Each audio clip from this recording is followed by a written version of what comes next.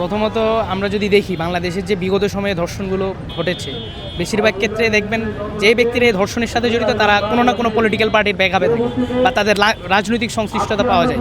এই জায়গায় সবচেয়ে বড় যে জায়গাটির অভাব রয়েছে সেটা হচ্ছে রাজনৈতিক দলগুলোর সদিচ্ছা। আমরা দেখতে পেয়েছি 12 ফেব্রুয়ারি নির্বাচনের মাধ্যমে বিএনপি যখন ক্ষমতায় আসছে, তাদের দলের নেতাকর্মীর মাধ্যমে বিভিন্ন জায়গায় নারী হেনস্থার ঘটনা ঘটছে। যারা বিভিন্ন মার্কায় ভিন্ন মতাদর্শের প্রতি ভোট দিয়েছে তাদের উপর হেনস্থা করা হচ্ছে। ইভেন আমরা নরসিংদীতে দেখতে পেয়েছি যেখানে একজন নারীকে ধর্ষণ করা হয়েছে এবং সেই ধর্ষণকাণ্ডের সাথে বিএনপির নেতাকর্মীরা জড়িত। পাঞ্জাবের জগতে একটি বিশ্বস্ত নাম শাবাব এথনিক ওয়্যার বা বিভিন্নভাবে তারা ধর্ষকদেরকে ব্যাকআপ দিচ্ছে।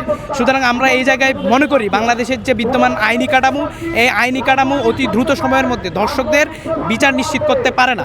এটা একটা রিজন। আরেকটা রিজন হচ্ছে এখানকার যে ধর্ষণ কর্মকাণ্ড, এই কর্মকাণ্ডগুলোর ক্ষেত্রে অধিকাংশ ক্ষেত্রে আপনার রাজনৈতিক দলগুলোর নেতাকর্মীরা জড়িত। তারা বিভিন্নভাবে আইনের আশ্রয় পায়, তারা প্রশাসনকে ব্যবহার করে, সরকারকে ব্যবহার করে নারীদের উপরে এই ধরনের নিপীড়ন, হেনস্থা এবং ধর্ষণের কার্যক্রম চালিয়ে যাচ্ছে। বিপরীত পক্ষে আইন যেভাবে একটা ইন্ডিপেন্ডেন্ট ইনস্টিটিউশন হিসেবে চলার কথা ছিল, আইনি কাঠামো যেভাবে দর্শকদের বিচার নিশ্চিত করার জন্য তাদের প্রতিজ্ঞা ছিল, সেই প্রতিজ্ঞা, সেই কমিটমেন্ট তারা ভায়োলেট করছে এবং সরকারের এই জায়গায় আমরা কোনো পদক্ষেপ দেখতে পাচ্ছি না। এবং এটার প্রতিবাদে আজকে আমরা রাজু ভাস্কর্যে ডাকসু পুরো ঢাকা বিশ্ববিদ্যালয়ের শিক্ষার্থীদের নিয়ে প্রতিবাদ সমাবেশ আয়োজন করছি। এবং এই প্রতিবাদ সমাবেশ থেকে আমরা একটাই বার্তা দিতে চাই, দর্শকের কোনো রাজনৈতিক পরিচয় থাকতে পারে না, দর্শকের কোনো সামাজিক পরিচয় থাকতে পারে না। দর্শককে অবশ্যই আইনি কাঠামোর মধ্যে এনে তার বিচার নিশ্চিত করতে হবে।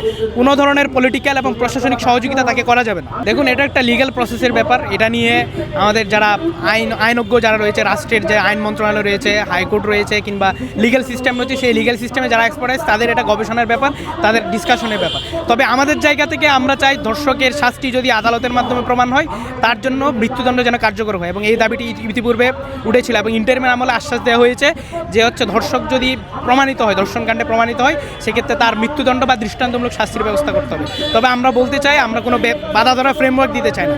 আমরা চাই এমন একটা দৃষ্টান্তমূলক শাস্তির ফ্রেমওয়ার্ক দাঁড় করানো হোক, যেটার কারণে দর্শন করতে গিয়ে বা এই ধরনের কর্মকাণ্ড যে চিন্তা করবে, সে চিন্তা করার আগেও যেন 10 বার ভাবতে পারে। এই ধরনের একটা ফ্রেমওয়ার্ক আমরা দেখতে চাই। বিভিন্ন রাজনৈতিক কারণে, রাজনৈতিক ছত্রছায়া কিংবা প্রশাসনিককে ইউজ করে আমরা দেখতে পাচ্ছি রাজনৈতিক সংশ্লিষ্ট ব্যক্তিরা এই যে বিচারকাণ্ড, সেই বিচারকাণ্ডকে বারবার ব্যাহত করে। এবং এই বিচারকাণ্ড ব্যাহত করার কারণে আমরা দেখতে পাচ্ছি যারা এলাকায়, বিভিন্ন সমাজে, গ্রামে, শহরে যারা প্রভাবশালী, যারা রাজনৈতিক দলের সাথে সংশ্লিষ্ট, তারা এই ধরনের কার্যক্রম ফার্দার তারা করে যাচ্ছে।